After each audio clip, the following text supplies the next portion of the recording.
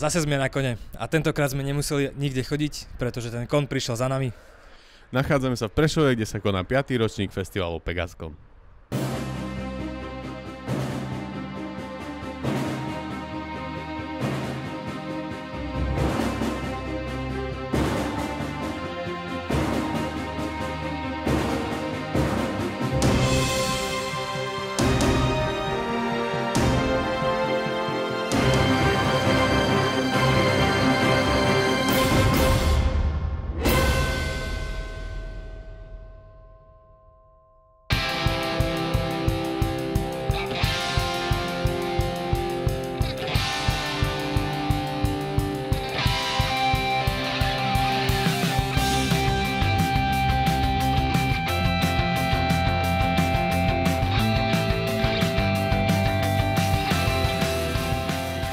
Piatý ročník Prešovského festivalu Pegascon sa nesol v znamení imatrikulácie nových geekov.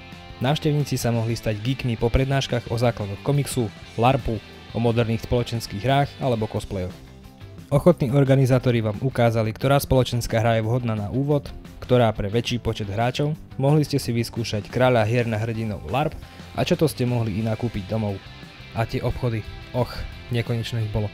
Jeden napravo, kde sme najprv čakali langoše, lebo však aj geek potrebuje jedlo. Nie tak často, lebo hodinové partičky hier a maratóny Harryho Pottera naučia, ale aj tak. Ale nakoniec prišlo Artforum a s nimi kopa žánrového materiálu. Od Sapkovského, Tolkiena, Rowlingovej až po Franka Millera, Juraja Červenáka a Petrika Rothfusa. A potom vedľa Nekonečno. Takže Nekonečno.sk je e-shop každodenných hrdinov, takže zameraný na komiksy, mangu, v angličtine, v češtine, množstvo geekovských predmetov a príbuzného tovaru ako oblečenie a rôzne hrnčeky, kľúčenky, figurky a tak ďalej. Tak teraz na Pegascone tu predávame prevažne fantasy a science fiction knihy. Máme tu zopár aj vedeckých kníh, keďže sme napríklad dneska mali prednášku o prvej slovenskej kozmickej družici. No, napríklad u nás v Artfore predávame skôr také knihy, ktoré väčšinou ani sa nevydávajú v iných knižných vydavateľstvách. Skôr som mohol povedať, že Artforum je také alternatívne knižné vydavateľstvo, ale stále sa u nás dajú zohnať všelijaké iné knihy. Nerogames je vlastne autorská dielňa hier. Predovšetkým teda ja vymýšľam hry a snažím sa ich dotiahnuť do publikovateľnej podoby. Koľko hier už vyšlo v rámci Nerogames? No všetky sú v štádiu pred vydaním, čiže sú prototypy, ktoré sa tlačia na scénu vydavateľom. Takých hrateľných ich je asi 7. A boli Toyport. Doniesli hry na hranie, na predaj a dokonca zorganizovali turnaj v Star Wars Destiny. Geek kultúra na Slovensku pokriala. Dobre, takže ako sa vám páči tohto ročný Pegascon? Tak zatiaľ je super, my sme tu ako s Toyportom, prezentujeme hry a zatiaľ je v pohode, no. A aká je celá idea Toyportu, čo vlastne všetko predávate? Tak momentálne prebudzame spiace kráľovné, ale inak sú to by skoro Miloš vedel povedať. Ale no majú spoločenské hry väčšinou a nejaké figurky ešte.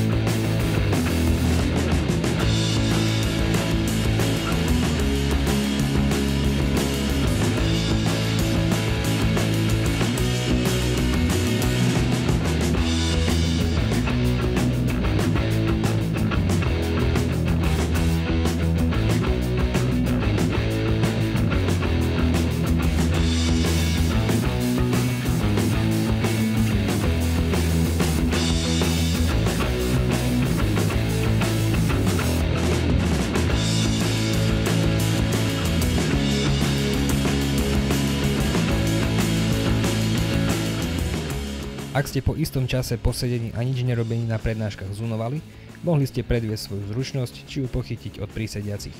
Stavba Hviezdnej brány, ktorá sa hneď v sobotu večer objavila v divadelnom predstavení festivalu, alebo maľovanie figurok do spoločenskej hry.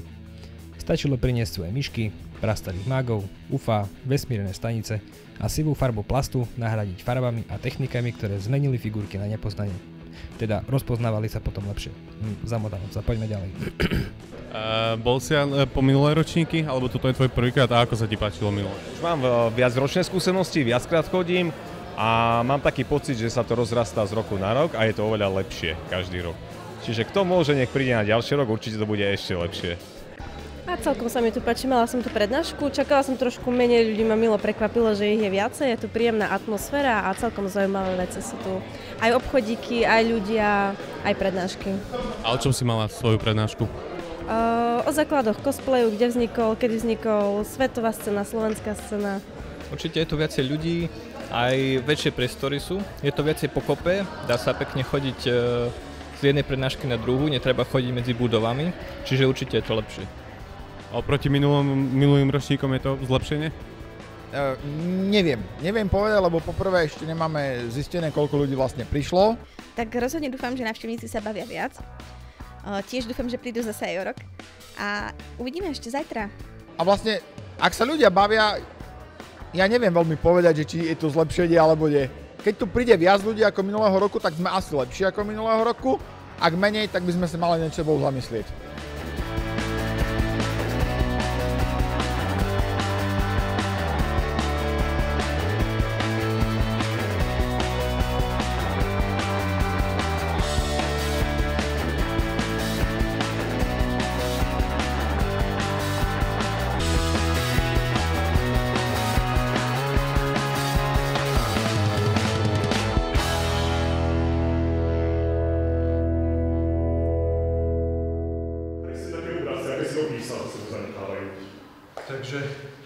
Čiže už si sa s tými obrazcami stretol na svojich cestách k mesiacu a slnku. Možno oni Aničku pod svoju vládu zobrali a uniesli. Možno je všetko a nie, že som sa s takými nestretol, ale to som žiadne obežnice nepreskúmal.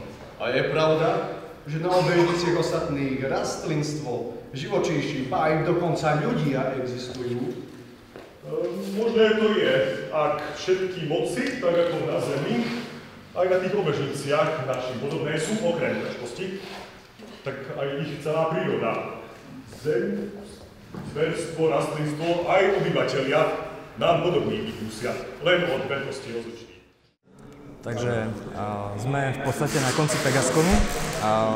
On ešte vlastne trvá možno do nejakej štvrtej, alebo tak, kde je vlastne už oficiálne ukončenie, ale ľudia tu ešte hrajú hry, ako vidíte aj my. A neviem, Matúš, napríklad povedz ty, čo sa tebe páčilo na Pegascone. Tohtoročný Pegascon bol určite veľmi rozmanitý, čo sa týkalo programu. Plno prednášok, plno workshopov. Najviac, čo mňa ale zaujalo, boli stolové hry, ako vidíte.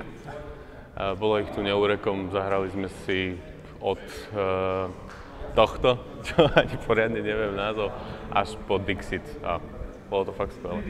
Hej, v sobotu dokonca tu bolo toľko ľudí, že v tej herni, ktorá tu bola vytvorená, tak neboli voľné stoly a ľudia si museli posadať na žinienky a my sme hrali Splendor na svetri rozloženom, takže bolo tu fakt dosť ľudí. Mňa veľmi takisto zaujali spoločenské hry, ale jedna prednáška najviac to bola o vytváraní tých spoločenských hier. Celý proces vlastne od nápadu cez design, produkciu až po vlastne vydanie tej hry a po kontakty s vydavateľstvami a takto. Bolo tu možno pre mňa aspoň fyzikálne veci, nejaké prednášky o jadrových elektrárniach a hromadného ničenia. Teraz myslím, že beží prednáška Ako prežiť apokalypsu, čo je ako súvisí to s tým trošku aj s tým geek. Neviem, niektoré veci ma zaujali, niektoré nie. Pozitívne je, že tento rok si organizátori Pegasconu nie že zadovážili, ale nadviazali kontakt s obchodmi a tie obchody tu reálne prišli a predávali tie veci. Obchod, ktorý musíme spomenúť, je určite Nekonečno.sk, ktorí pridavujú presne také veci, aké my potrebujeme. To sú komiksy. ktoré nám zdobia poličku. Áno. A hlavne Funko Pop figurky, ktoré Gabo si kúpil až 3. Takisto mňa veľmi potešilo vydavateľstvo spoločenských hier, ktoré, ako vidíte, tu hráme ich hru. Volajú sa Nero Games a sú fakt super. Mali aj prednášku, ako Gabo on v podstate mal tú prednášku o tvorbe tých spoločenských hier. V podstate myslím, že majú len nejaké prototypy tých hier, ale už sú vo vývoji a rieši sa to vydanie tých spoločenských hier. Super na tom je, že tie hry sú všetky kompaktné, ako toto, to sú štvorcové kartičky a prídete a rozložíte to na pol metra, takže je to fajn. Takisto Hviezdna brána. Bol to vlastne workshop. Nie som až taký fanúšik Hviezdnej brány, ale toto vyzerá veľmi pekne. Áno, bol to vlastne workshop, kde sa vytvárala Hviezdna brána a využila sa ako kulisa na divadlo, ktoré bolo deň neskôr. Bolo veľmi super. Ale to je tiež dobre spomenúť, že na iných festivaloch divadlo som nevidel. Ani ja. A ešte k tomu aj tematické divadlo. To bolo také trošku sci-fi. Trošku viac. Bolo to spojenie sci-fi a aká dedina to bola? Rožňava? Alebo ešte také malé kroje. Bolo to veľmi zábavné. Niečo proste východné. Čiže to bolo sci-fi, kde dedinčania nejakí išli cez Hviezdnu bránu a zachrániť Aničku. Takže bolo to zaujímavé. Takže určite tento ročník veľmi vydarený a príďte určite aj na budúce, pretože organizátori určite už majú prichystané niečo, čo by chceli mať aj na ďalšie ročníky. A budeme tam my. No, budeme tam my aj samozrejme, takže ak by ste chceli aj porozprávať sa trošku s nami, alebo nejak tak kľudne, spokojne. Majte sa pekne a ty hraj a nekecaj. Hej, už.